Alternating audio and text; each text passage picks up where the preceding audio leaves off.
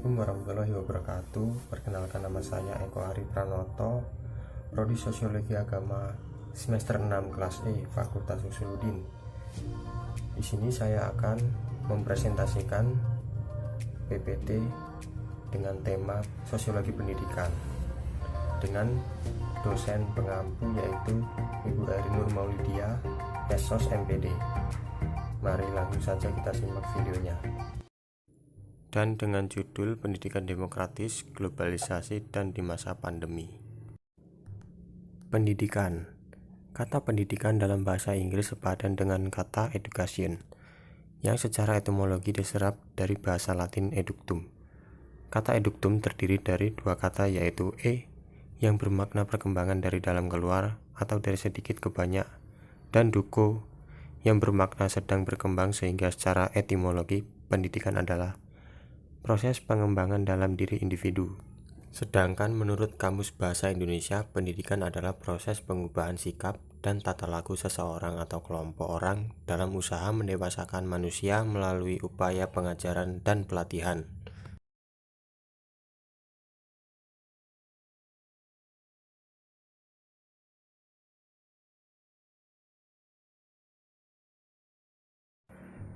Pendidikan merupakan hak setiap anak bangsa yang sudah tertera dalam pembukaan Undang-Undang Dasar Negara Republik Indonesia tahun 1945 pada alinea keempat, yaitu melindungi segenap bangsa dan seluruh tumpah darah Indonesia, dan untuk memajukan kesejahteraan umum, mencerdaskan kehidupan bangsa, serta ikut melaksanakan ketertiban dunia yang berdasarkan kemerdekaan, perdamaian abadi, dan keadilan sosial. Selain itu juga tertera pada pasal 31 ayat 1 Undang-Undang Dasar Negara Republik Indonesia tahun 1945, yaitu setiap warga negara berhak mendapatkan pendidikan. Dalam pasal tersebut, pemerintah seharusnya model pendidikan demokratis. Saat ini sebagian masyarakat demokratis diartikan sama dengan masyarakat bebas demonstrasi, yang intinya bebas memaksakan kehendak kelompoknya dengan tekanan kekerasan pihak pemerintah karena ketakutan terhadap sorotan dunia internasional. Cenderung terbawa arus pemikiran bahwa kebebasan merupakan akar demokrasi yang akan tumbuh dan berkembang secara alami, sejalan dengan pertumbuhan masyarakat. Maka pemerintah yang demokratis harus memberikan kebebasan penuh bagi warga negara untuk menyatakan pendapatnya. Makna demokrasi. Benjamin Barber dalam bukunya yang berjudul Aristocracy of Everyone menolak pemikiran tersebut dengan menekankan bahwa demokrasi bukanlah bentuk organisasi yang tumbuh secara alami, melainkan tumbuh dan berkembang sebagai hasil usaha keras menggali ide-ide dengan penuh imajinasi. Juga bukan berarti demokrasi kebijakan pemerintah yang memprihatinkan dan memberikan warga yang tidak terdidik dengan baik untuk ikut mengambil keputusan bersama, sebagaimana hak yang diberikan kepada warga terdidik. Menurut Apple dan James Eben, demokrasi merupakan gagasan atau pandangan hidup yang mengutamakan persamaan hak dan kewajiban serta perlakuan yang sama bagi semua warga negara. Secara absolut dapat dikatakan bahwa kekuatan tertinggi langsung ada di tangan rakyat. Sedangkan secara material, demokrasi merupakan corak pemerintahan yang menjamin kemerdekaan dan kesamaan. Misalnya kemerdekaan berpikir dan mengemukakan pendapat, berapat dan berkumpul. Kemerdekaan mengatur diri sendiri yang dilandasi oleh corak pemerintah. Demokrasi sejati membutuhkan hukum, peraturan, lembaga yang menegakkannya, dan sikap demokratis. Sikap demokratis di dalamnya terkandung kebesaran hati untuk mengakui kesalahan, kesediaan untuk bekerja sama dalam mencapai tujuan kesejahteraan masyarakat luas, dan mampu mengombinasikan semangat untuk menegakkan pendiriannya serta kompromi dengan kesadaran bahwa seorang tidak dapat mewujudkan semua yang diinginkan, dan kombinasi antara kesadaran individu dengan kelompok. Secara substantif berdimensi panjang untuk mendidik warga negara yang baik guna menjamin terwujudnya masyarakat demokratis. Pendidikan demokrasi mutlak diperlukan. Demokrasi dalam perspektif pendidikan. Demokrasi pada dasarnya mengakui setiap warga negara sebagai pribadi yang unik, berbeda satu sama lain dengan kelebihan dan kekurangan masing-masing. Demokrasi memberikan kesempatan yang luas bagi pelaksanaan dan pengembangan potensi masing-masing individu tersebut, baik secara fisik maupun mental spiritual. Demokrasi juga mengakui bahwa setiap individu mempunyai hak dan kewajiban yang sama, Karena itu, pendidikan yang demokratis adalah pendidikan yang menempatkan peserta didik sebagai individu yang unik, berbeda satu sama lain, dan mempunyai potensi yang perlu diwujudkan dan dikembangkan semaksimal mungkin. Untuk itu, pendidikan yang demokratis harus memberikan pelayanan berbeda kepada sasaran didik yang berbeda sesuai dengan karakteristik masing-masing, termasuk di dalamnya pendidikan dan pembinaan bahasa Indonesia.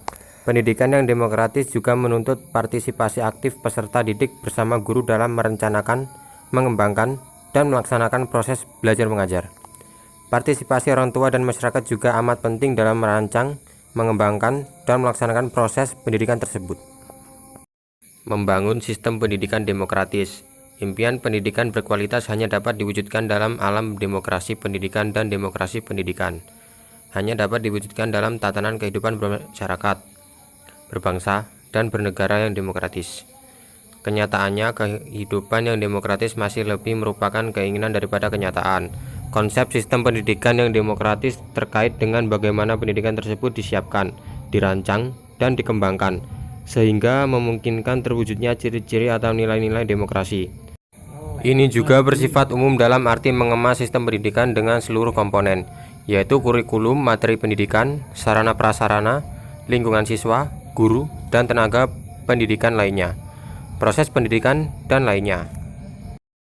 Dalam mengembangkan sistem pendidikan yang demokratis di Indonesia, perlu memperhatikan 7 butir yang merupakan prinsip-prinsip dalam prosedur-prosedur yang demokratis dan mencerminkan pandangan serta jalan hidup demokratis yang diinginkan.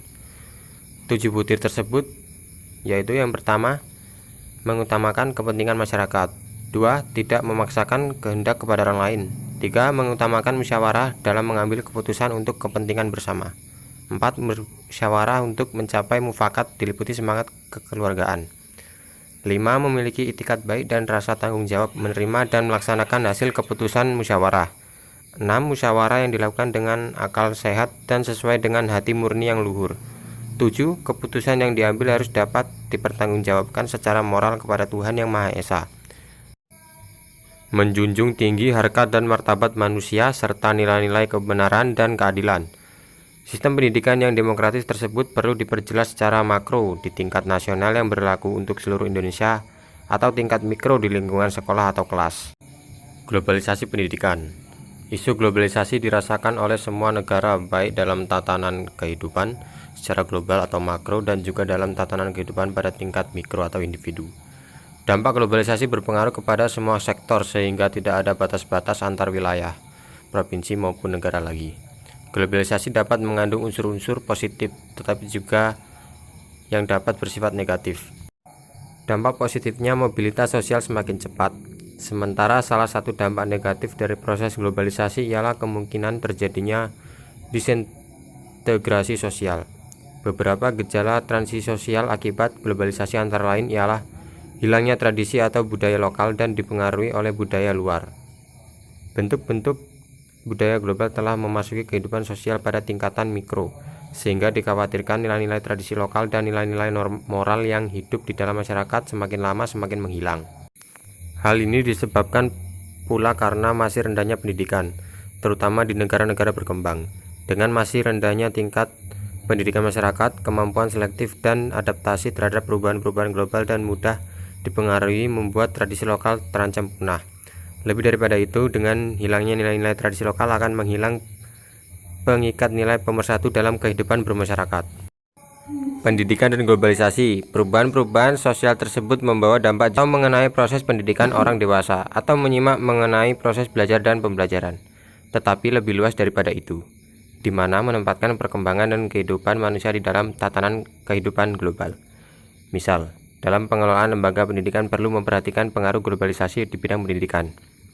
Dengan demikian, dapat dikatakan bahwa pendidikan tidak hanya terbatas kepada ilmu mendidik dalam arti sempit atau sekedar aplikasi ilmu jiwa pendidikan, akan tetapi juga mendiskusikan posisi manusia di dalam menghadapi kehidupan bermasyarakat. Dengan demikian, pedagogik merupakan bagian dari perubahan sosial dan pendidikan sekarang sudah mengarah ke kehidupan sosial ekonomi. Dengan pendidikan dengan orientasi baru tersebut di atas menunjukkan keterkaitan yang erat antara pedagogik dengan pertumbuhan ekonomi. Misal praktek-praktek pembelajaran yang secara global lebih menekankan pada penguasaan teknologi, mau tidak mau mesti memerlukan model yang besar. Investasi inilah yang membuat pendidikan tersebut menjadi mahal.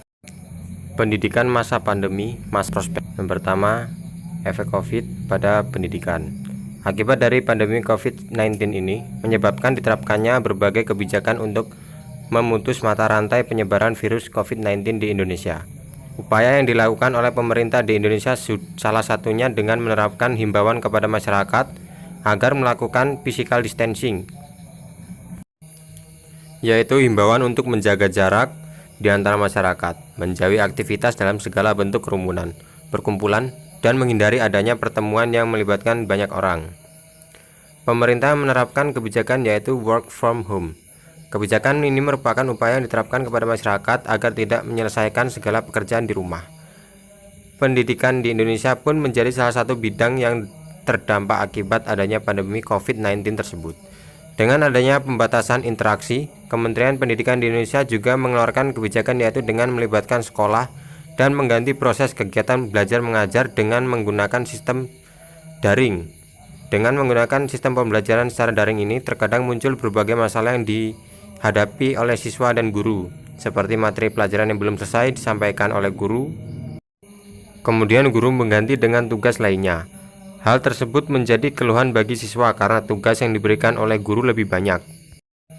Permasalahan lain dari adanya sistem pembelajaran secara online ini adalah akses informasi yang terkendala oleh sinyal, yang menyebabkan lambatnya dalam mengakses informasi. Siswa terkadang tertinggal dengan informasi akibat dari sinyal yang kurang memadai. Akibatnya mereka terlambat dalam mengumpulkan suatu tugas yang diberikan oleh guru. Belum lagi bagi guru yang memeriksa banyak tugas yang telah diberikan kepada siswa, membuat ruang penyimpanan gadget semakin terbatas. Penerapan pembelajaran online yang membuat pendidik berpikir kembali mengenai model dan metode pembelajaran yang akan digunakan. Yang awalnya seorang guru sudah mempersiapkan model pembelajaran yang akan digunakan, kemudian harus mengubah model pembelajaran tersebut. Di balik masalah dan keluhan tersebut, ternyata juga terdapat berbagai hikmah bagi pendidikan di Indonesia. Di antaranya, siswa maupun guru dapat menguasai teknologi untuk menunjang pembelajaran secara online ini. Di era disrupsi teknologi yang semakin canggih ini, guru maupun siswa dituntut agar memiliki kemampuan dalam bidang teknologi pembelajaran. Penguasaan siswa maupun guru terhadap teknologi pembelajaran yang sangat bervariasi menjadi tantangan tersendiri bagi mereka. Prospek pendidikan di masa pandemi.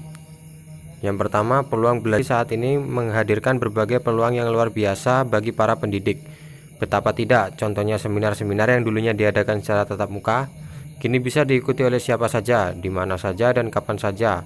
Banyaknya webinar-webinar atau seminar daring yang diadakan sebenarnya merupakan peluang bagi para pendidik untuk meningkatkan hasil mengajar, termasuk skill mengajarnya secara daring. Teknik-teknik dalam memanfaatkan teknologi sebagai media pembelajaran dan lain sebagainya. Sehingga dengan demikian peluang yang dihadirkan pandemi ini dapat dimanfaatkan dalam mengatasi tantangan yang sudah ada. Kedua, meningkatkan pembelajaran menarik dan informatif. Keberadaan teknologi memiliki banyak fungsi, salah satunya berfungsi sebagai stimulus. Fungsi stimulasi yang melekat pada teknologi dapat dimanfaatkan oleh pendidik untuk menciptakan proses pembelajaran yang menyenangkan dan tidak membosankan. Teknologi juga merupakan media yang baik dengan fungsi sebagai perantara dalam penyampaian pesan dari seorang pendidik kepada para peserta didik. Baik, jadi seperti itu materi tentang pendidikan di Indonesia. Kurang lebihnya saya minta maaf. Wabillahi taufik walhidayah. Wassalamualaikum warahmatullahi wabarakatuh.